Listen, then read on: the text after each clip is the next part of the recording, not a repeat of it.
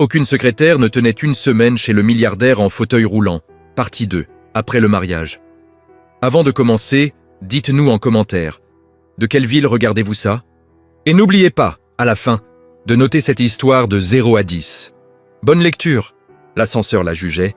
Nora en était certaine parce que la boîte métallique avait encore poussé ce soupir mécanique de désapprobation. La 3e fois depuis le hall d'entrée. D'accord. Ascenseur, murmura-t-elle en serrant si fort la main de Benjamin que la circulation sanguine était en danger. Je sais que tu me détestes depuis que je t'ai traité de boîte de vengeance claustrophobe. Mais aujourd'hui, ce n'est pas le jour pour faire des scènes. Aujourd'hui, tu coopères. Compris? Coopère. L'ascenseur soupira encore. Benjamin masqua un rire derrière une toux. Tu reparles encore à l'ascenseur? C'est lui qui a commencé, se défendit Nora en regardant les chiffres défiler.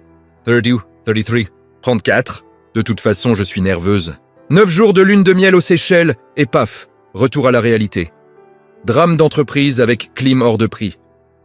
L'ascenseur s'arrêta au 35e étage. Les portes s'ouvrirent au ralenti, façon cinéma. Et là, ils étaient tous. 23 employés alignés comme à l'inspection militaire. Priya du marketing était pâle comme un cachet d'aspirine. Josh des finances avait les lunettes complètement embuées par le stress. Marcus, le stagiaire, semblait hésiter entre s'évanouir et prendre ses jambes à son cou. Et au centre, tel un monument de pouvoir taillé dans la glace et le tailoring italien, se tenait Richard Hayes. « Ok », souffla Nora pour elle-même. « C'est ton beau-père. Le père ?» L'homme qui a probablement été sculpté par Michel-Ange pendant une phase sombre. « Ne panique pas, ne trébuche pas. Ne parle surtout pas aux plantes décoratives. » Surtout pas aux plantes décoratives. Le père de Benjamin était exactement comme elle imaginait James Bond s'il avait viré méchant d'entreprise. Cheveux gris, impeccablement coiffés, posture qui faisait passer les généraux pour des négligés et des yeux bleus, les mêmes que Benjamin, mais totalement dépourvus de chaleur. Du genre qui fait probablement pleurer des PDG en réunion. À côté de lui, souriante comme un chat qui vient de boucler un canari dans un coffre-fort, se tenait Stella Ward. Elle avait évolué, chignon blond si serré qu'il devait provoquer des migraines permanentes, tailleur blanc qui hurlait « Je suis de retour et j'ai amené les avocats » et une mallette en cuir valant 3 mois de loyer. « Bienvenue », lança Richard d'une voix aussi chaleureuse que le pôle Nord en pleine tempête. « L'Empire a souffert de votre absence. » Nora sortit de l'ascenseur et trébucha immédiatement sur sa propre chaussure. Benjamin la rattrapa par réflexe. Les 23 employés retinrent collectivement leur souffle. « Désolé, dit Nora en retrouvant l'équilibre. Les chaussures sont neuves et pas encore dressées. » Elle baissa les yeux. « Écoutez, les chaussures, vous êtes magnifiques. Margaret les a choisies, mais vous pourriez coopérer, s'il vous plaît. » Silence de mort. Puis Priya laissa échapper. Un petit rire qu'elle tenta de camoufler en tout. Richard haussa un sourcil, un mouvement qui aurait probablement pu faire tomber des empires. Stella leva les yeux au ciel si fort qu'elle a dû voir des dimensions alternatives. « Père, » dit Benjamin d'une voix calme mais prudente, comme quelqu'un qui désamorce une bombe verbale. « Je ne m'attendais pas à vous voir ici. »« Visiblement, » répondit Richard avec quelque chose qui ressemblait techniquement à un sourire. 2 semaines aux Seychelles pendant que le conseil gérait 3 situations délicates et une tentative de rachat hostile. Comme c'est romantique, techniquement le cerveau de Nora hurla « Ne fais pas ça !» Mais la bouche fonctionnait déjà en autonome. Benjamin a beaucoup travaillé à distance. Je l'ai vu. J'étais dans la même pièce, ensemble. Parce que lune de miel, c'est traditionnel après un mariage, qui a eu lieu légalement avec un juge, et tout, et tout. Elle se tourna vers Benjamin. « Ok, je parle trop, hein ?»« Un peu, chuchota-t-il. »« Charmant !» lâcha Richard, et ça sonnait comme l'exact opposé. Il tendit la main. « Richard Hayes. Et vous devez être la fameuse Nora. » Nora serra la main, doigts glacés, comme si elle saluait un bonhomme de neige d'entreprise. « Enchanté, monsieur Hayes. Où puis-je vous appeler Richard ? Ou monsieur Beau-Papa ?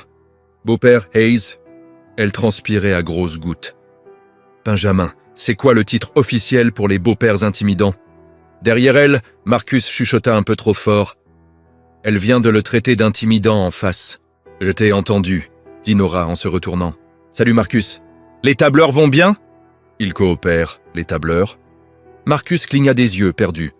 Oui? Tu te plains toujours qu'ils te détestent? Je le fais mentalement. Je lis dans les pensées, Nora se figea. Non, attends, je ne lis pas dans les pensées. Ce serait une atteinte à la vie privée et probablement illégale. Richard l'observait comme un scientifique étudie une nouvelle espèce d'insecte. Et c'est là que Stella décida de frapper. Ses talons résonnèrent sur le marbre alors qu'elle s'approchait. Benjamin, chérie, dit-elle en ignorant totalement Nora. Il faut qu'on parle des contrats pour la division Asie. Il y a eu des complications pendant ton... absence. Le mot « absence » sonnait comme une accusation criminelle. Stella, répondit Benjamin d'une voix désormais glaciale, ça peut attendre. Les affaires n'attendent pas, mon chou. Tu le savais pourtant. Elle daigna enfin regarder Nora, avec un sourire qui n'atteignait pas les yeux. Nora, cette robe est... audacieuse. C'est Margaret qui l'a choisie? Nora baissa les yeux sur la robe bleu marine que sa belle-mère lui avait envoyée avec un mot. Porte ça. Tu vas avoir besoin d'une armure. Mzach. Oui. Elle est magnifique, non? Et elle a des poches. Nora glissa ses mains dedans pour démontrer. Des poches dans une robe chic. C'est la révolution féministe de la mode. Priya se mordait la lèvre pour ne pas exploser de rire. Josh avait retiré ses lunettes et les astiquait frénétiquement, les épaules secouées. Richard, lui, ne riait pas. Il observait avec une intensité de rayon X émotionnel. « Allons dans mon bureau », annonça-t-il. « Pas une invitation, un ordre impérial. » Nous avons beaucoup à discuter concernant l'avenir de Hayes International. Il se mit en marche et les employés s'écartèrent comme la mer Rouge version corporate. Benjamin attrapa ses cannes, suivit, et Nora traîna derrière en murmurant « Ok Nora, premier contact survécu. Pas d'évanouissement, pas de vomi, juste des discussions avec des chaussures. Marcus est probablement une insulte à ton beau-père milliardaire. Sur l'échelle du désastre, ça fait genre 6. En cours de comptage. « Monsieur 8, murmura Benjamin. J'ai encore parlé tout haut. »« Toujours. » Ils entrèrent dans l'ascenseur privé qui menait directement à l'étage exécutif. Nora fixa les parois en miroir. « Bon reflet, dit-elle à son image. Bilan rapide, cheveux semi-chaotiques, maquillage qui tient bon, dignité. Discutable. Probabilité de survie face au beau-père, statistiquement faible. » Son reflet ne répondit pas, mais elle était sûre qu'il était d'accord.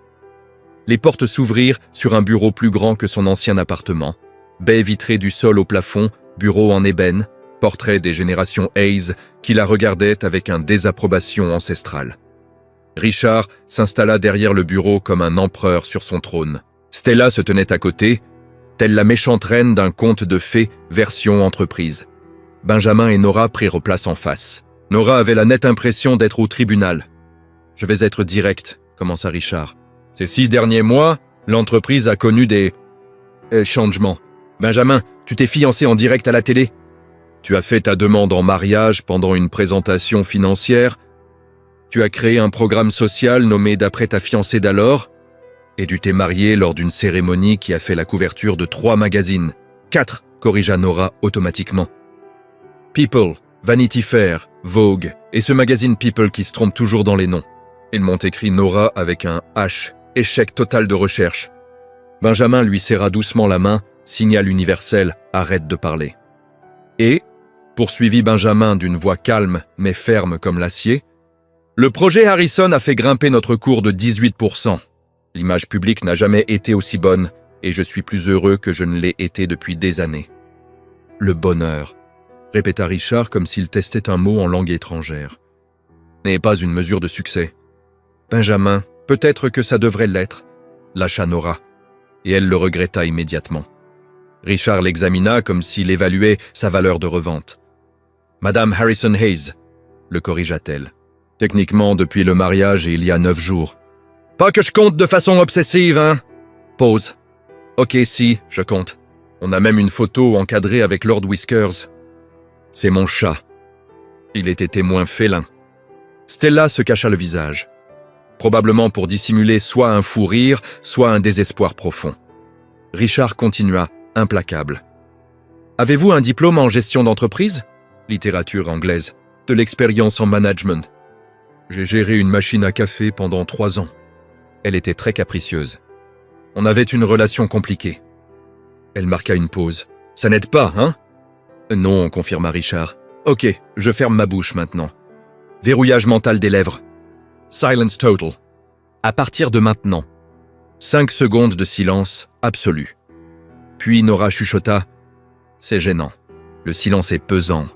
Quelqu'un devrait parler. Pas moi, mais quelqu'un. Benjamin ferma les yeux, clairement en train de lutter contre l'envie de rire ou de pleurer. Richard se leva, signant la fin de l'entretien avec une précision chirurgicale. Nous verrons, dit-il en passant près d'eux, comment la passion se traduit en résultat. Il s'arrêta près de Nora. Sa voix devint basse et tranchante. Un conseil, Madame Hayes. Dans cette famille, l'amour ne suffit pas. Il vous faudra bien plus. Et il partit, laissant derrière lui un vide glacial. Stella ramassa lentement ses papiers, chaque geste calculé. « Benjamin, dit-elle, douce comme du poison enrobé de sucre, ton père a raison. Le leadership exige certaines qualités. » Elle regarda Nora. Certaines personnes ne sont tout simplement pas nées pour ce monde-là. Elle sortit avant que quiconque puisse répondre. Nora expira enfin l'air qu'elle retenait. Ok. Sur une échelle de l'horreur de 1 à 10, ça faisait genre 500. Benjamin l'attira contre lui. Encadrant son visage de ses mains. Tu as été parfaite. J'ai parlé à des chaussures, à un reflet, et j'ai mentionné un chat comme témoin légal. Exactement. Il l'embrassa profondément. Tu as été, toi, parfaite. Ils quittèrent le bureau. Le 35e étage explosa en activité. Priya accourut, essoufflé. Il y a un pari en cours sur le lieu de travail. Josh a mis $20 sur « Nora va pleurer ». Marcus a parié que Benjamin allait démissionner. Et moi, j'ai mis $50 sur « Nora va sortir une phrase involontaire qui va devenir virale sur le réseau interne de l'entreprise. » Elle l'a fait, confirma Benjamin. « J'ai gagné $50 !» Priya leva le poing en signe de victoire. « Désolé pour ta souffrance émotionnelle, mais j'ai gagné. » Elle repartit en criant de joie. Nora regarda Benjamin. « Ton entreprise parie sur ma capacité à ne pas provoquer d'incident. Apparemment, c'est une forme bizarre de compliment. Je suis le divertissement corporate ?» Ils reprirent leur chemin. Nora aperçut Richard en train de parler à 3 cadres, qui hochèrent la tête comme s'ils distribuaient la parole divine. Stella, près de la machine à café, observait tout avec des yeux de prédateur. Et là, ça arriva. Nora marcha sur un tapis mal replié, trébucha, et Benjamin la rattrapa avec des réflexes de ninja. Tout l'étage se figea, et Nora, parce que son cerveau avait complètement lâché le contrôle qualité, déclara à voix haute. « Ok, tapis, c'était personnel. Tu viens d'essayer de m'humilier devant mon beau-père intimidant et l'ex de mon mari, qui utilise des talons comme arme de destruction massive. Je te déclare la guerre, toi et moi. Ce n'est pas fini. » Des éclats de rire fusèrent dans tout l'étage. Richard tourna la tête, l'expression indéchiffrable. Stella leva les yeux au ciel si fort qu'elle a probablement vu l'avenir. Et Benjamin rit, vraiment rit. Ce son que Nora adorait provoquer. Quand ils arrivèrent enfin dans son bureau, Benjamin ferma la porte et la serra fort dans ses bras. « Je t'aime, dit-il. Complètement, chaotiquement, définitivement.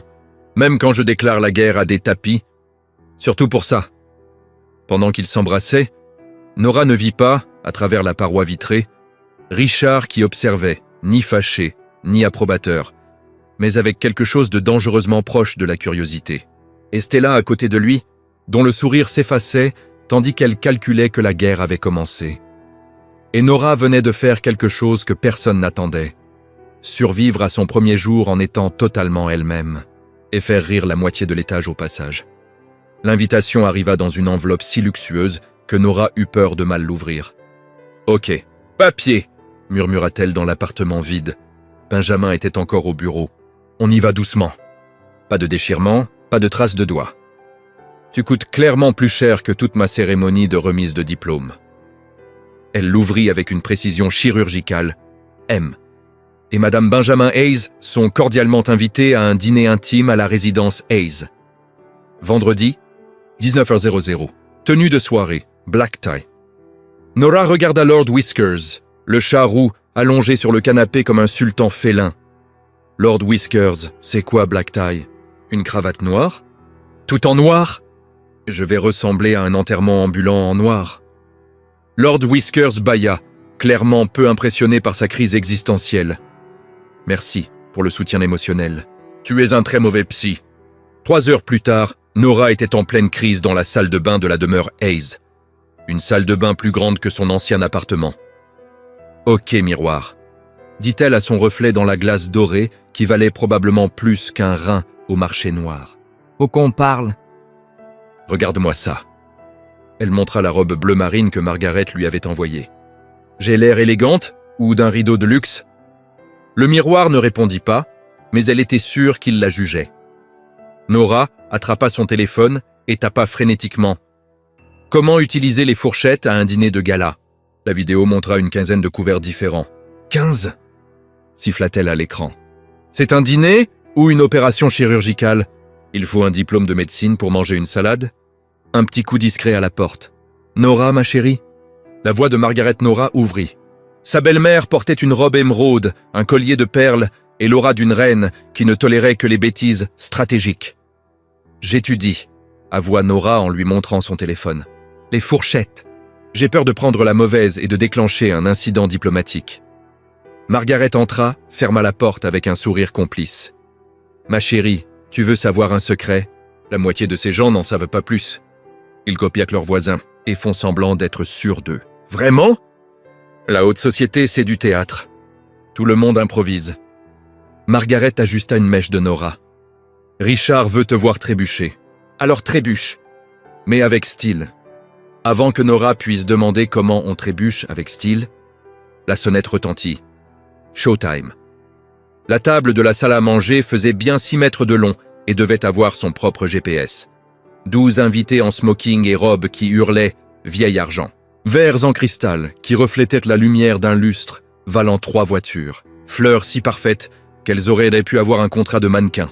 « Ok les fleurs », murmura Nora en s'asseyant. « Vous êtes magnifiques mais un peu intimidantes. Détendez-vous un peu. » Benjamin, assis à côté d'elle, cacha un rire derrière une toux. Richard trônait en bout de table, en grande conversation avec un homme aux cheveux argent et lunettes en or, probablement le genre à investir dans des hedge funds pour le plaisir. Et Stella, évidemment, portait une robe. Rouge si moulante, qu'elle semblait peinte à la main, avec son sourire du chat qui a attrapé la souris. Richard tapa doucement son couteau à beurre contre son verre. « Merci à tous d'être venus. Ce soir, nous célébrons la famille. » Pause stratégique. Et les nouvelles venues. Tous les regards se tournèrent vers Nora. Elle sourit, sentant une goutte de sueur froide couler dans son dos. Une femme coiffée d'une véritable tiare, oui, une vraie, se pencha en avant. « Alors, vous êtes la fameuse Nora. Richard nous a tellement parlé de vous. Comtesse Helena Dimitrescu. Appelez-moi Helena. » Nora serra la main couverte de bijoux en essayant de ne pas paraître terrifiée. « Enchantée !»« Désolé, je ne sais pas faire la révérence. Je n'ai pas grandi près de la royauté. Plutôt près d'un Walmart. » Helena éclata de rire. « Ma chère, je vous adore. » Enfin quelqu'un d'honnête. Les entrées arrivèrent, des œuvres d'art modernes dans l'assiette. Nora fixa les 5 fourchettes alignées à gauche de son assiette. « Ok, l'équipe, » chuchota-t-elle au couvert. « Laquelle d'entre vous est la bonne? Parce que vous êtes 5 et que je n'ai que 2 mains. » Voici la suite traduite en français. Je reprends exactement là où ça s'était arrêté. C'est pas mathématiquement juste, ça. Benjamin désigna discrètement la fourchette la plus à l'extérieur. Nora la prit, la regarda, la scruta. « T'es sûr ?» demanda-t-elle à la fourchette. « Tu as l'air suspect. Trop petite, on dirait une fourchette de poupée. » La comtesse Helena tremblait de rire. Silencieux. Stella leva les yeux au ciel si fort qu'elle a dû voir le passé. Nora attaqua l'entrée, qui avait un goût d'herbe très cher, et tenta de ne pas faire de grimace. Le plat suivant arriva, quelque chose qui bougeait légèrement. « C'est vivant ?»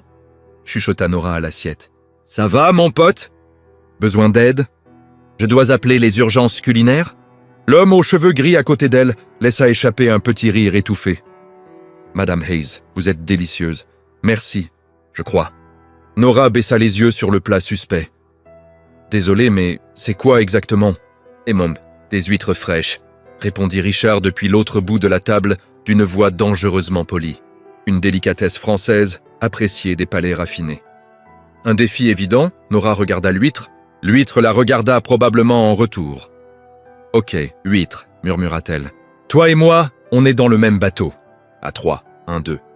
Elle avala, regret immédiat. C'est intéressant, parvint-elle à dire, les yeux larmoyants. Très océanique, genre tout l'océan, avec du caractère. Helena pleurait désormais de rire. Ma chérie, je les déteste aussi. Et je fais juste semblant pour ne pas vexer les Français. D'autres invités commencèrent à rire et à avouer qu'ils faisaient semblant depuis des années. Richard, lui, ne riait pas. Il observait comme un scientifique face à une expérience ratée. Stella s'éclaircit bruyamment la gorge pour rétablir l'ordre. « Alors, Nora, dit-elle d'une voix douce comme du poison enrobé de sucre, Benjamin m'a dit que vous aviez fait des études de littérature. Fascinant. Vous comptez vous en servir dans votre rôle corporate? Traduction. Tu n'as rien à faire ici. En fait, répondit Nora avec un sourire, la littérature, ça parle des gens, des motivations, des conflits. C'est très utile en entreprise. Surtout pour repérer les méchants de l'histoire. Elle regarda Stella droit dans les yeux. Helena manqua de recracher son champagne. Margaret cacha un sourire derrière sa serviette. Richard haussa un sourcil. Difficile de dire si c'était de l'intérêt ou une préparation élégante à un meurtre. Le plat suivant arriva. Un poisson qui avait l'air sincèrement triste d'être là. Nora prit la mauvaise fourchette. Tout le monde le remarqua. Elle s'arrêta. Regarda la fourchette, puis le poisson. Désolé. Monsieur Poisson, dit-elle à l'assiette. Mauvais outil. Eh bon, ça doit être gênant pour toi aussi. On rectifie ça. Elle changea de fourchette. Voilà, beaucoup mieux. Tu mérites le respect. L'homme aux cheveux gris riait désormais ouvertement. Madame Hayes, vous rendez les dîners de gala amusants. Je n'aurais jamais cru dire ça un jour. C'est un don, répondit Nora. Je transforme la gêne sociale en divertissement accidentel. Les rires fusèrent autour de la table. Les doigts de Stella se crispèrent sur son verre. Richard continuait d'observer l'expression indéchiffrable. 4e plat, 5e, 6e. À chaque assiette, Nora discutait avec la nourriture. Elle s'excusait auprès des couverts en cas d'erreur et finit par conquérir toute la tablée sans le faire exprès. Quand arriva enfin le dessert, de l'air glacé avec des framboises, la comtesse Helena leva son verre. Faisons un toast. À Nora Hayes, qui nous a rappelé que les dîners n'ont pas besoin d'être une torture élégante. À Nora, répondirent les autres en chœur, souriant. Richard leva son verre, mais ne but pas. Il observait Stella. Stella était rouge de rage contenue. Plus tard, dans le salon, Margaret apparut à côté de Nora. « Ma chérie, tu as été brillante. J'ai parlé à des huîtres et j'ai gagné leur cœur, et celui de toute la table. » Richard est intrigué, souffla Margaret avec un clin d'œil. Il ne s'attendait pas à ce que tu survives. Avec du charme. Benjamin surgit, entraîna Nora dans un coin discret. « Tu es parfaite, dit-il, les mains sur son visage. J'ai pris la mauvaise fourchette 3 fois et j'en ai fait un sketch. » Il l'embrassa lentement. Profondément, je t'aime, complètement. À travers la fenêtre, Nora aperçut Richard et Stella dans le jardin, en grande conversation. Planification sérieuse, murmura-t-elle à Benjamin. Ton père et Stella préparent un coup. Il suivit son regard, mâchoire serrée. Qu'il fasse! On est prêt! Mais en regardant ces deux-là comploter sous les lumières tamisées, Nora sentit un frisson. La guerre ne faisait que commencer, et elle venait de faire quelque chose que Stella ne pourrait jamais faire. Conquérir la haute société en restant totalement elle-même. Le lundi suivant, Nora décida que le meilleur moyen de gérer les complots, c'était de travailler. Vraiment travailler. Si Richard et Stella voulaient la guerre, elle allait leur prouver qu'elle méritait sa place, en commençant par la machine à café du 12e étage qui traversait une crise existentielle. La machine à café du 12e étage traversait une crise existentielle. Nora le savait parce qu'elle avait poussé ce gémissement métallique à moitié robotique 3 fois en 5 minutes. « Ok, guerrière », murmura Nora en s'agenouillant sur le marbre. Premier jour officiel en tant que vice-présidente du développement humain. « Je sais que t'es débordée. 40 employés en manque de caféine avant 9 heures, c'est de la maltraitance. Mais on va s'en sortir ensemble, toi et moi. L'équipe survit corporate. La machine émit un bruit qui ressemblait à un accord. Elle reparle encore à la machine, chuchota Josh des finances à Priya. Chut, répondit Priya, c'est du spectacle gratuit. Mieux que Netflix. Nora ouvrit le panneau arrière et découvrit un filtre bouché par des résidus qui avaient visiblement survécu à la guerre froide. Oh ma belle, voilà qui explique tout. T'es constipée. Constipée au café. Elle nettoya le filtre. Voilà, maintenant tu respires. Enfin, pas littéralement, t'es une machine, mais métaphoriquement. La cafetière reprit vie avec un bruit joyeux. Des applaudissements éclatèrent derrière elle. 15 employés s'étaient rassemblés pour regarder, dont Marcus qui filmait avec son téléphone. « Ça va sur le canal interne », annonça-t-il. La VP répare la machine à café en lui parlant. « Virale avant midi. »« S'il vous plaît, non », supplia Nora en se relevant et en s'essuyant les mains. « J'ai une réputation professionnelle à préserver ?»« Quelle réputation ?» demanda Priya, sincèrement curieuse. « Tu as déclaré la guerre à un tapis hier. Point valable. » Nora regagna son nouveau bureau, bien plus petit que celui de Benjamin, mais avec fenêtre et une plante qu'elle avait déjà baptisée Gertrude, et trouva une pile de dossiers sur le bureau, une note de Margaret par-dessus, « Projet initial. Montre-leur de quoi tu es capable. » C'était une proposition de programme bien-être salarié. Nora la lut, la relut et eut une idée. « Ok, Gertrude, dit-elle à la fougère près de la fenêtre. J'ai besoin d'un conseil. Cette idée est géniale ou je vais me faire virer avant le déjeuner ?» Gertrude ne répondit pas, mais ses feuilles frémirent doucement sous la clim. Nora prit ça pour un encouragement. 3 heures plus tard, elle présentait dans la salle de conférence devant 15 cadres, dont Richard qui s'était matérialisé sans prévenir comme un fantôme d'entreprise. Benjamin était là, souriant de soutien. Stella, dans un coin, bras croisés, arborait l'expression de quelqu'un qui regarde une émission de télé-réalité en espérant un drame. Nora commença, essayant de paraître professionnelle pendant que ses slides apparaissaient sur l'écran géant. Le programme bien-être actuel est bon, solide, mais un peu mort. Richard haussa un sourcil, mouvement qui avait probablement déjà fait tomber des civilisations. Mort, répéta-t-il d'une voix dangereusement calme. Pas mort, se rattrapa Nora. Plutôt en sommeil, en attente d'un massage cardiaque émotionnel. Elle cliqua sur la slide suivante. Seulement 3% des employés utilisent la salle de sport corporate. 8% assistant aux conférences santé mentale et personne, littéralement personne, n'utilise la salle de méditation. Peut-être parce qu'ils travaillent, lâcha Stella, venimeuse. Ou parce que la salle de sport ouvre à 6 heures du matin quand tout le monde dort encore. Les conférences sont le jeudi à 15 heures pile quand tout le monde a des deadlines. Et la salle de méditation est à côté des imprimantes qui font des crises mécaniques. Rétorqua Nora. Des petits rires étouffés parcoururent à la table. Richard ne rit pas. Il observait, comme s'il calculait mentalement des intérêts composés. « Et votre solution ?» demanda-t-il. Nora cliqua sur la slide suivante, la proposition qu'elle avait travaillée comme une folle. Projet Humans First. Des vrais horaires flexibles. Pas flexibles, entre 7h et 8h. Genre, tu commences quand tu veux tant que tu fais tes 8 heures. Une salle de détente au 23e avec jeu, vrai bon café et 0 imprimante démoniaque. Séance de thérapie. 100% prise en charge avec des thérapeutes qui ne te font pas attendre 3 mois. Et la partie révolutionnaire, les vendredis d'été finissent à midi. Silence total. Midi, répéta Richard, comme s'il testait un mot extraterrestre. Les études montrent que la productivité augmente quand les employés ne sont pas épuisés. Continua Nora, prenant de l'assurance. Et le bonheur au travail réduit le turnover de 40%. Des employés heureux performent mieux. C'est des maths émotionnels, répéta Stella, sarcastique. Fascinant, et ça coûte combien ? 300 000 la première année, admit Nora. Mais on économisera un demi-million en recrutement et formation si on baisse le turnover. Benjamin souriait ouvertement désormais. Richard faisait son truc. Il l'étudiait comme s'il décidait d'investir ou de déclarer faillite. Et si ça ne marche pas ? Alors je reconnais publiquement mon échec.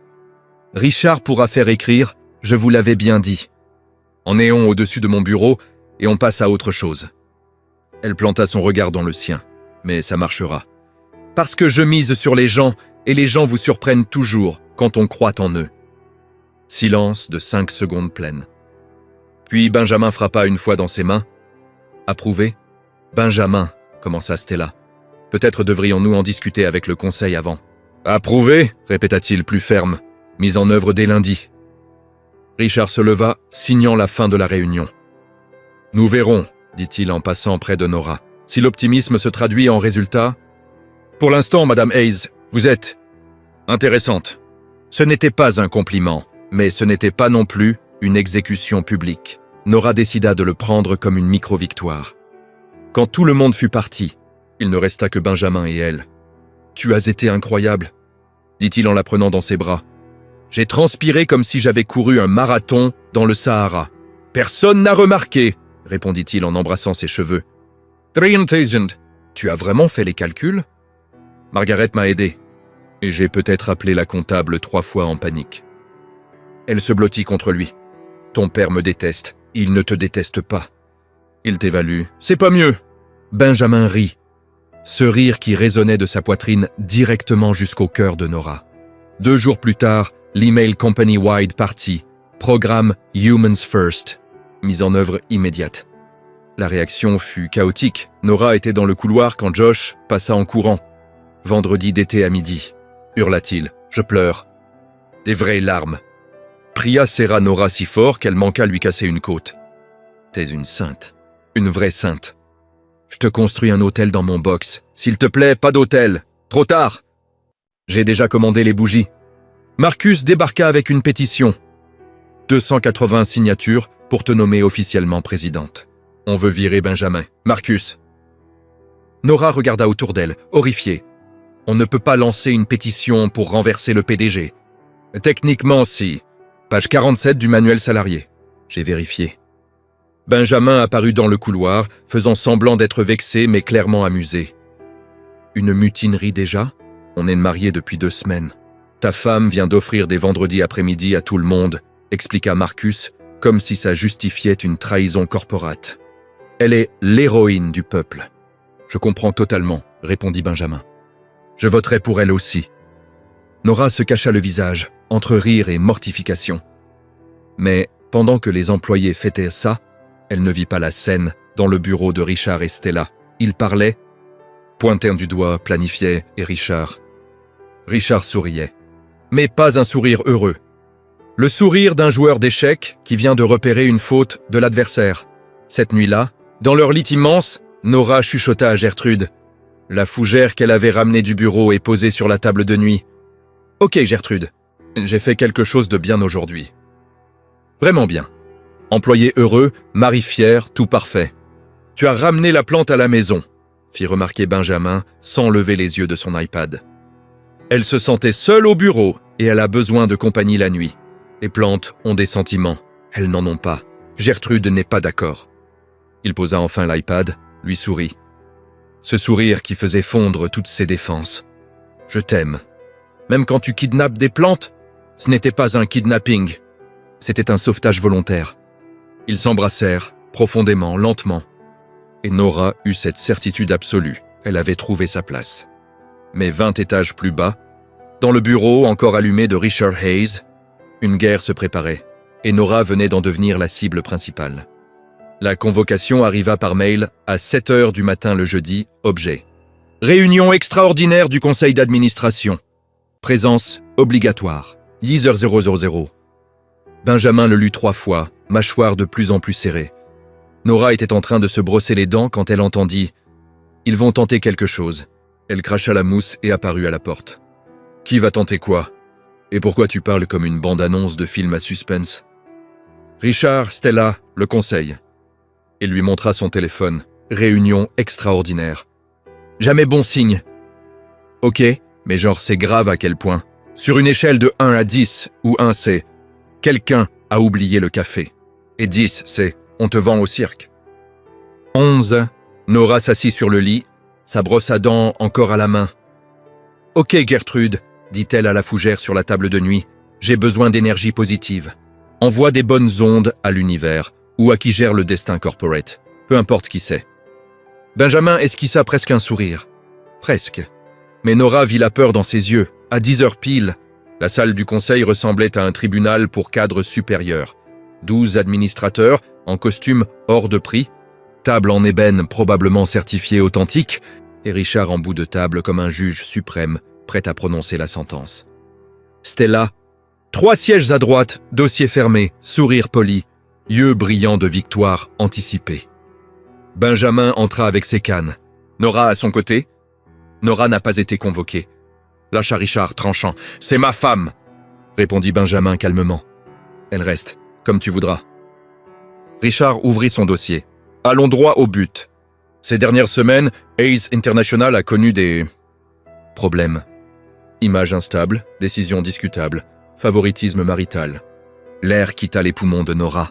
« Favoritisme » répéta-t-elle d'une voix tremblante. « Pardon ?» Stella se pencha en avant.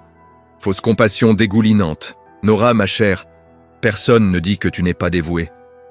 Mais promouvoir ton épouse, sans expérience, au poste de vice-présidente, après seulement 2 semaines de relation, créer un programme à 300 000 $ sans accord du conseil. » Elle marqua une pause. « Ça semble personnel, pas professionnel. » « Le programme Humans First a été approuvé par Benjamin et Margaret, répondit Nora, les mains tremblantes.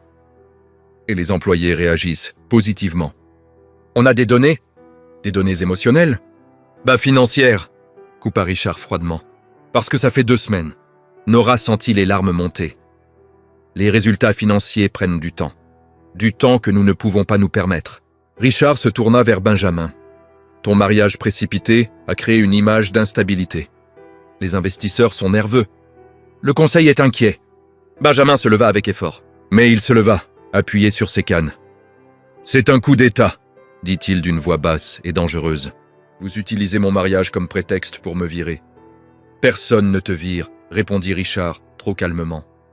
Nous suggérons un congé temporaire. 3 mois pour stabiliser l'image et permettre un leadership plus. Objectif. Stella sourit, petit sourire triomphant. Et Nora comprit avec une clarté cristalline, tout avait été planifié. Chaque mot, chaque mouvement. Non, dit Benjamin, tu votes. Je le combats légalement. J'ai de meilleurs avocats que vous tous. Et exposer l'entreprise au scandale public, répliqua Richard en haussant un sourcil. Titre, le PDG refuse son congé. Accuse son propre père. Très shakespearien. Silence assourdissant. Benjamin regarda Nora. Elle vit la décision se former dans ses yeux. Non, murmura-t-elle. Benjamin, ne fais pas ça. J'accepte, dit-il en regardant son père. 3 mois de congé volontaire. Benjamin! Nora manqua crier, mais il continua, voix tranchante comme l'acier. Nora conserve son poste, intact, non négociable. Richard marqua une pause, réfléchit, accepta. Et quand je reviendrai, dit Benjamin en se penchant sur la table, je me souviendrai de chaque personne dans cette salle qui aura choisi ça. Il sortit, le bruit de ses cannes résonnant dans le couloir. Nora resta figée 3 secondes, puis courut derrière lui. Elle le trouva dans les toilettes cadres du 28e étage, le seul endroit privé dans un bâtiment tout en verre et jugement. Benjamin était penché au-dessus du lavabo, tête baissée, épaules secouées. « Benjamin » dit doucement Nora en fermant la porte. « Regarde-moi. » Il releva la tête. Il y avait des vraies larmes dans ses yeux. « J'ai perdu » murmura-t-il. « J'ai tout perdu. Tu n'as pas perdu. Tu as choisi. » Elle prit son visage entre ses mains. « Tu m'as choisi. Et tu reviendras plus fort. Et si je ne revenais pas? S'il me bloque indéfinitivement? Alors on ouvrira un café. » Ses propres larmes coulaient, maintenant. Je ferai les cappuccinos. Tu géreras les tableurs. On fera faillite en 6 mois, mais ça sera nostalgique. Il rit, un rire brisé mais réel. Tu es ridicule. Et tu m'aimes pour ça. Ils s'enlacèrent, dans les toilettes cadres, pleurant et riant en même temps, pendant qu'un empire s'effondrait 20 étages plus haut.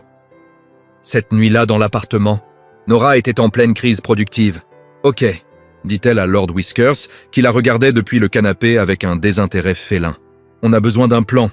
Benjamin a perdu la présidence à cause de moi. Évidemment que je vais réparer ça. » Elle ouvrit son ordinateur portable et tapa frénétiquement. « Comment renverser un conseil d'administration ?» Elle lut à voix haute, se figea. « C'est probablement illégal. Supprimé. Nouvelle recherche, comment prouver rapidement sa compétence professionnelle. Ok, ça je peux faire.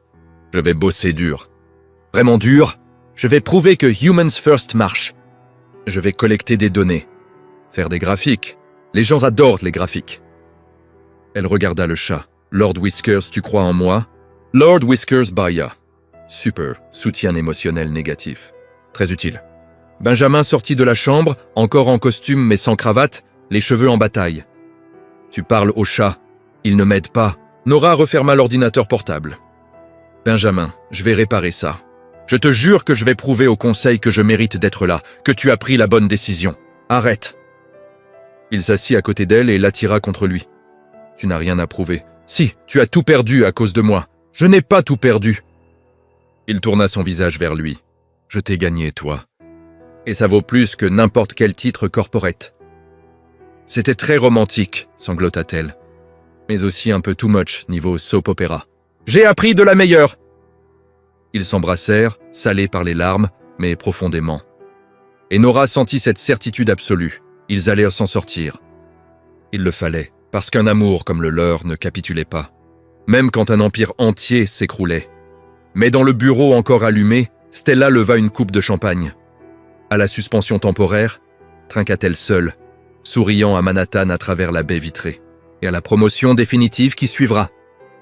Parce que Stella Ward ne jouait pas pour faire match nul. Elle jouait pour détruire, et Benjamin Hayes venait de lui offrir exactement ce dont elle avait besoin. Benjamin Hayes traversait une crise existentielle dans le rayon légumes de Whole Foods. Un mardi matin à 10h30, tout seul. « Ok », dit-il à 2 tomates, une dans chaque main. « Laquelle de vous est le bon choix ? Vous êtes identiques, mais l'une coûte $3 et l'autre 5. Expliquez-vous, tout de suite. » Les tomates ne répondirent pas, évidemment. Une dame âgée chuchota à son ami. « Cet homme parle aux tomates. »« Laisse-le, » répondit l'ami. « Tout le monde a ses petits hobbies bizarres. » Benjamin lâcha les 2 tomates dans le panier, vaincu par les légumes. 3 jours s'étaient écoulés depuis sa suspension. 3 jours où Nora partait au bureau à 7h30, parce qu'elle était toujours vice-présidente du développement humain, et le laissait seul dans l'immense appartement avec Lord Whiskers, qui était une compagnie exécrable.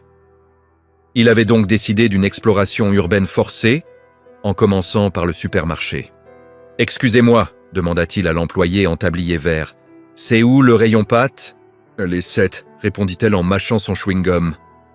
Elle s'arrêta net. « Attendez. Vous êtes le PDG de Hayes International. »« J'étais, » corrigea Benjamin. « Maintenant, je suis juste un mec paumé dans un magasin bio. Respect, » dit-elle. « Allez 7, bonne chance avec la crise existentielle. » Dans l'allée des pâtes, Benjamin découvrit 17 sortes de pennes. « Pourquoi ?» demanda-t-il à voix haute. « C'est la même forme, juste des pennes. » Un homme d'une 40aine d'années à côté de lui répondit « Mec, je me pose la question depuis 15 ans. Toujours pas de réponse. Merci de valider ma confusion. Quand tu veux, frère. » Benjamin acheta 7 paquets différents de pennes pour une analyse comparative à la maison, évidemment. À la caisse, le total afficha $243. Pour de la bouffe normale, marmonna-t-il en passant sa carte. Je viens de claquer 200 balles en céréales et tomates. Bienvenue dans la vraie vie, lança la caissière ado aux cheveux roses. Ça fait moins mal avec le temps.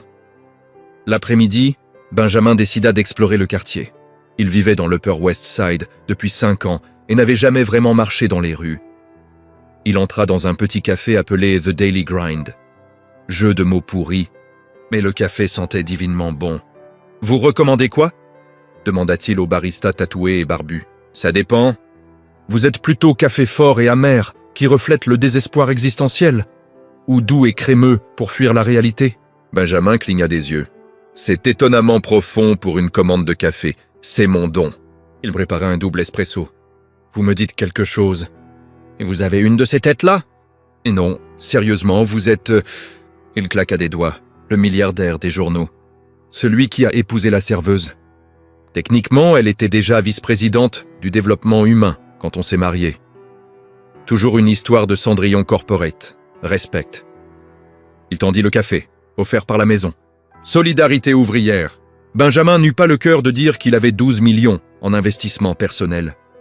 Il s'installa dans un coin et observa les gens. Une maman avec 2 enfants qui se disputaient des cookies, un étudiant endormi sur son ordi ouvert, un couple de retraités qui partageaient un muffin en riant d'une blague privée. La vie normale, la vie simple. Et Benjamin se rendit compte qu'il ne savait pas faire ça. Son téléphone vibra. Nora. « Salut », dit-elle un peu essoufflée. « Alors, ta journée de citoyen lambda ?»« J'ai acheté 7 sortes de peines. Grise devant les tomates, café gratuit grâce à la solidarité de classe. Tu t'adaptes parfaitement. » Elle rit. « Je suis en pause déjeuner. Je ramène quelque chose ce soir ?»« Non, je vais cuisiner. » Silence choqué. « Toi ? Cuisiner ? Toi qui appelais un chef privé ?» J'ai trouvé un livre de recettes dans l'appart. Il y a des photos. Ça semble faisable. Ok, je suis à la fois fier et terrifié. Elle marqua une pause. Je t'aime. Ne brûle pas la cuisine. Pas de promesses. À 19h, quand Nora rentra, l'appartement puait la fumée et le désespoir. Benjamin, cria-t-elle en lâchant son sac. Il sortit de la cuisine couvert de farine, cheveux en épis, tablier taché. Ok, commença-t-il. Bonne nouvelle, personne n'est blessé. Mauvaise nouvelle, les lasagnes ont explosé. Littéralement explosé, je ne savais pas que les pâtes pouvaient me faire ça. Nora entra dans la cuisine. Ça ressemblait à une zone de guerre culinaire. Comment c'est seulement possible? Elle resta bouche bée. J'ai suivi la recette, se défendit Benjamin. Mais ça ne disait pas qu'il fallait précuire les pâtes. Je pensais que tout cuisait ensemble au four. Benjamin? Et puis il y a eu du feu. Petit feu, maîtrisé, les alarmes font juste du drame. L'alarme incendie hurlait encore. Nora éclata de rire. Un de ces rires incontrôlables? Et tu as fait exploser des lasagnes. C'était une expérience d'apprentissage. Ils commandèrent à emporter et s'installèrent par terre dans le salon. La table était recouverte de flyers de cours de jardinage que Benjamin avait ramassés dans le quartier. Ils mangèrent la pizza directement dans le carton. « Tiens, regarde », dit Benjamin en brandissant un flyer. « Cours de jardinage urbain communautaire, samedi 14h. Je me suis dit qu'on pourrait y aller ensemble ce week-end. Toi, tu veux faire un cours de jardinage ?» Sourit Nora. « Qui es-tu et qu'as-tu fait de mon mari workaholic ?»« Il est en transition », répondit Benjamin en se calant contre elle. « Et il a beaucoup de temps libre. Alors on va planter des trucs. Samedi, toi, moi, et de la terre thérapeutique. » Ils s'embrassèrent. Goût pizza et nouveau départ. Puis le téléphone de Benjamin vibra, alerte info. Stella Ward, nommée présidente par intérim de Hayes International. Le monde s'arrêta. Benjamin lut 3 fois, la couleur quittant son visage. Déjà, en 3 jours. Elle n'a même pas attendu 1 semaine. Nora lui prit le téléphone et lut à voix haute. Le conseil nomme Stella Ward PDG par intérim. Leadership expérimenté pendant la transition, déclare Richard Hayes. Benjamin. Il l'a choisie, elle. Sa voix était vide. Mon père m'a remplacé par elle. Pas remplacé. Elle est temporaire. Et si ça ne l'est pas? Il la regarda, la peur à l'état brut dans les yeux. Et si 3 mois devenaient définitifs? S'ils m'ont écarté pour de bon? Nora prit son visage entre ses mains. Alors on construira autre chose ensemble. Elle essuya une larme. Tu es plus qu'un PDG. Tu es Benjamin Hayes, mon mari, exploseur officiel de lasagne, futur maître du jardinage urbain. Il rit à travers les larmes. Explosion de lasagne, comme compétence. Très impressionnant. Et samedi, on plante des tomates, des variétés anciennes. Tu vas faire des recherches obsessionnelles d'ici là. Déjà commencé. Ils restèrent enlacés par terre, la pizza refroidissant, tandis que l'Empire continuait sans lui. Mais pour la première fois, Benjamin ne tombait pas seul. Il avait Nora, et ça valait plus que n'importe quel trône corporate. Pendant ce temps, Stella était assise dans le fauteuil du PDG, souriante, parce que 3 mois, c'était largement assez pour transformer intérim en permanent. Et Benjamin venait de lui offrir l'Empire, entier sur un plateau. La première chose que fit Stella Ward en tant que PDG par intérim fut de virer Josh des finances par mail à 1h45, un lundi matin. Nora l'a pris en arrivant au bureau. Un carton avec les affaires de Josh était posé sur son bureau, accompagné d'un mot. « Merci pour tout. »« Bonne chance pour survivre, Josh !»« Ok, ça ne peut pas arriver, » marmonna-t-elle en attrapant son téléphone. « Répondeur. » Elle appela Priya. « T'as vu ?»« Elle a viré Josh et 6 autres personnes, » répondit Priya d'une voix tremblante. « Sans préavis, sans entretien, juste un mail froid. Vos services ne sont plus requis. » C'est seulement légal? New York est un État at will. Techniquement, oui. Mais moralement, c'est un monstre corporate. Nora raccrocha et fixa le carton de Josh. « Ok, Univers, dit-elle à voix haute. Ça ne va pas rester comme ça, promis. » Marcus, le stagiaire, déboula dans le couloir. « Réunion obligatoire dans 5 minutes, hurla-t-il. Tout le monde à l'auditorium. Stella arrive. On dirait l'annonce de l'apocalypse, démarmonna Nora. 100 employés entassés dans l'auditorium, chuchotant nerveusement. Stella entra comme sur un podium, talons qui claquent, tailleur blanc, immaculé valant probablement plus que le salaire mensuel de la moitié des gens. « Bonjour », commença-t-elle d'une voix trop suave pour être honnête. « Comme vous le savez, j'ai pris la direction par intérim et je vois des opportunités d'amélioration. » Elle cliqua sur la présentation. « Phasern d'optimisation stratégique. 15% de l'effectif sera redistribué. » Et m'annonça-t-elle comme si elle parlait du menu du jour. « Les décisions sont déjà prises. Les mails sont partis. Panique silencieuse. De plus, continua Stella, certains programmes seront réévalués. Le programme Humans First est suspendu temporairement. Les vendredis d'été annulés. Horaires flexibles révoqués. Nous devons revenir à une discipline corporate traditionnelle. Nora sentit son sang bouillir. « Vous ne pouvez pas annuler des programmes qui fonctionnent, lança-t-elle en se levant. On a des données, satisfaction en hausse, turnover en baisse. Madame Hayes, coupa Stella avec un sourire qui s'aiguisait comme une lame. J'apprécie votre passion juvénile, mais les décisions exécutives demandent de l'expérience. Une chose que vous êtes encore en train d'acquérir. Humiliation publique calculée. Nora se rassit, le visage en feu. Après la réunion, les employés se dispersèrent comme des zombies vaincus. Priya rejoignit Nora dans le couloir. Elle détruit tout. Chuchota Priya. En une semaine, je sais! Nora regarda vers le bureau exécutif où Stella parlait à son assistante. Mais je vais découvrir ce qu'elle manigance. Il y a forcément quelque chose de louche. 2 heures plus tard, Nora était dans son bureau, fixant des tableaux financiers sur son ordinateur. « Ok les amis, murmura-t-elle aux cellules Excel. Parlez-moi. Vous avez vu des trucs suspects? Des chiffres bizarres? » Le tableur ne répondit pas, mais Nora vit ligne 156. Rénovation bureau exécutif, 85 000 $. Elle cliqua, bureau en marbre italien. Fauteuil, cuir ergonomique, lustre en cristal qui avait probablement un prénom, tout pour le bureau de Stella. 85 000 $, murmura Nora, en une semaine. Pour de la déco. Elle continua à scroller. Ligne 247. Conseil externe stratégique, RH, 95 000 $. Une recherche Google rapide, la société avait été créée 3 mois plus tôt. Avec Stella Ward listée comme associée consultante. Elle se paye elle-même, dit Nora à l'écran, incrédule. Avec l'argent de l'entreprise. C'est de la fraude. De la fraude fédérale, prison fédérale. Un coup à la porte, Margaret entra sans attendre, privilège de belle-mère et de reine, et ferma derrière elle. « Tu as trouvé ?» dit-elle. Ce n'était pas une question. « Margaret, elle détourne des fonds !» Nora tourna l'ordinateur. Elle engage sa propre boîte, claque des fortunes en luxe personnel. « C'est de la preuve !» termina Margaret en s'asseyant avec grâce, « que tu vas garder pour toi, en silence.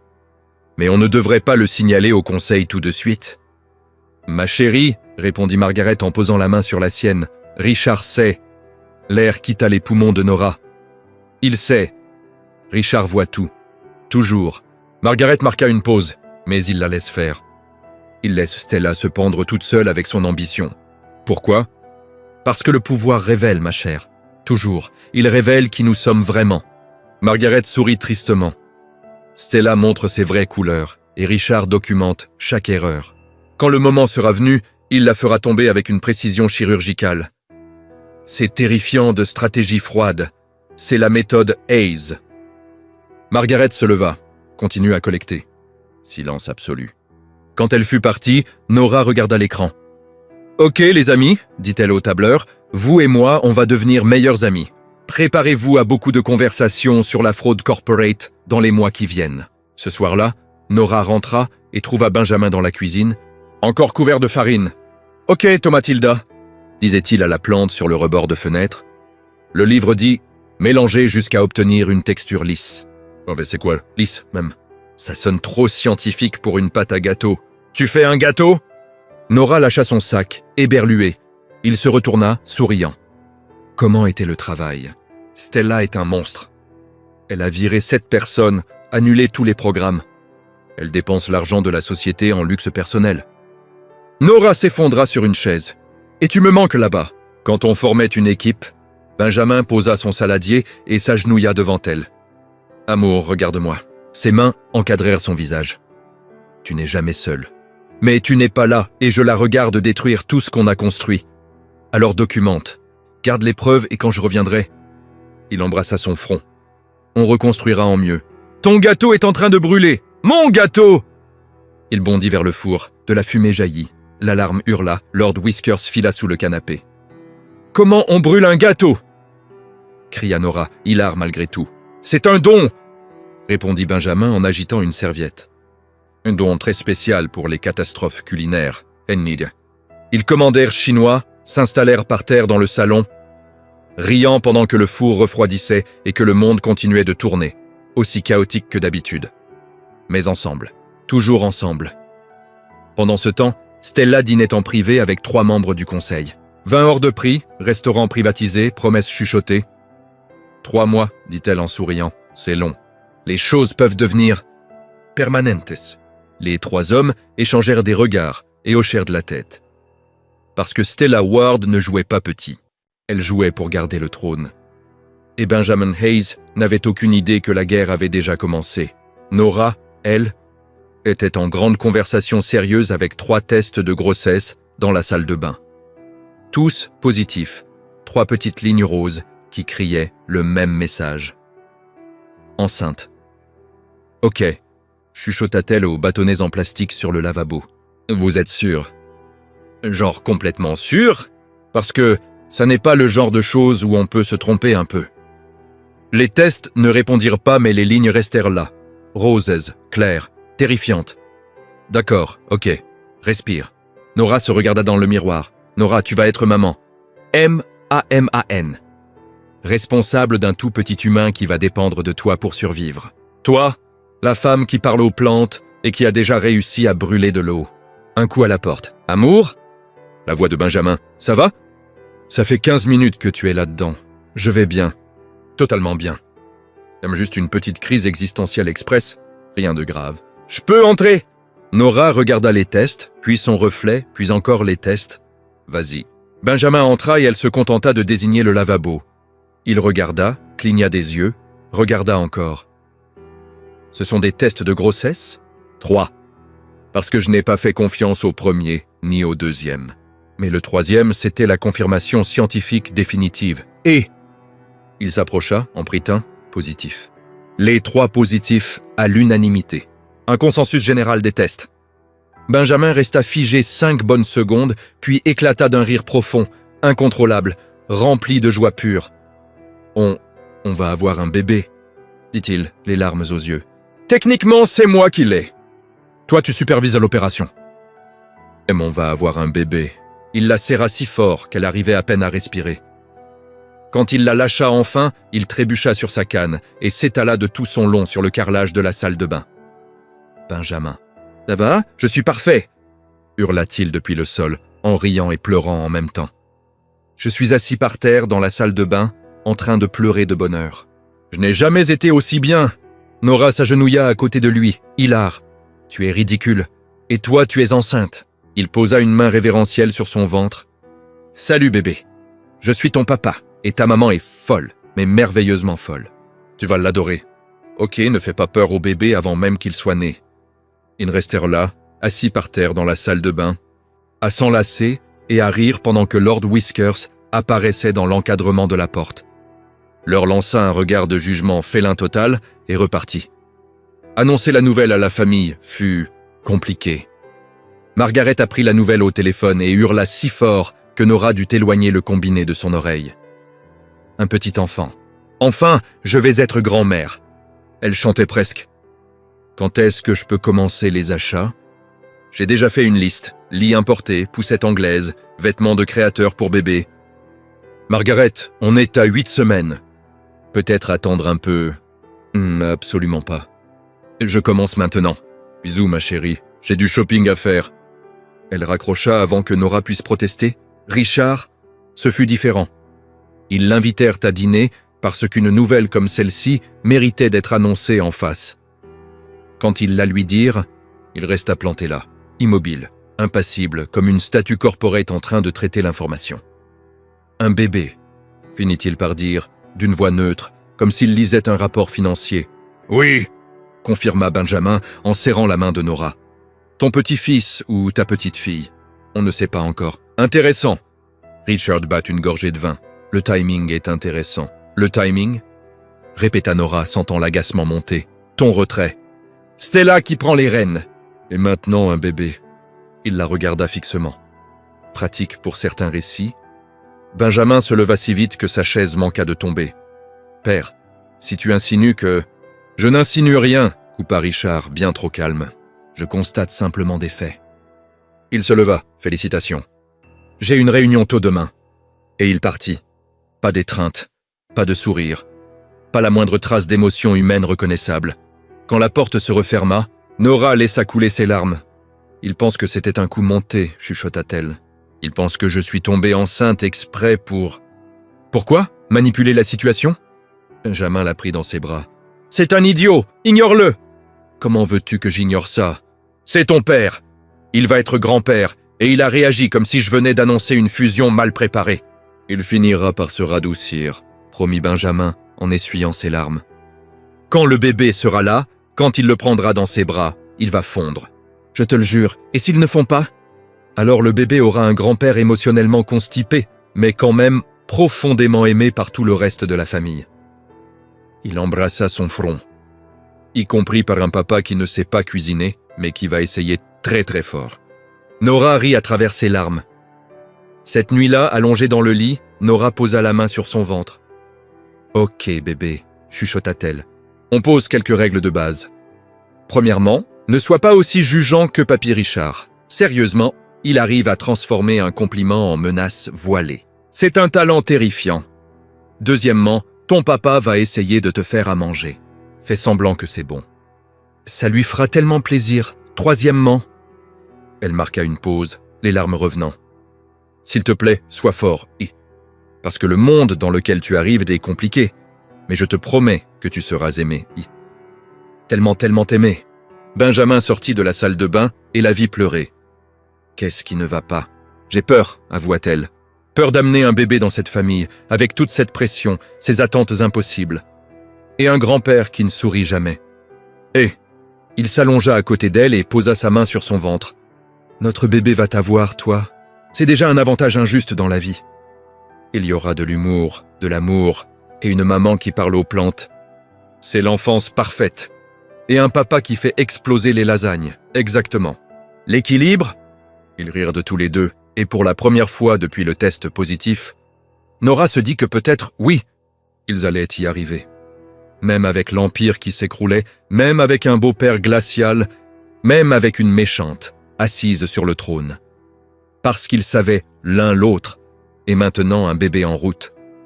Mais dans le bureau exécutif, Stella fixait des tableaux financiers. Les chiffres ne collaient pas comme elle l'avait prévu. Richard avait commencé à poser des questions sur les dépenses. Le conseil s'agitait, et les rumeurs de grossesse de Nora se répandèrent déjà. « Un bébé change tout », murmura-t-elle pour elle-même.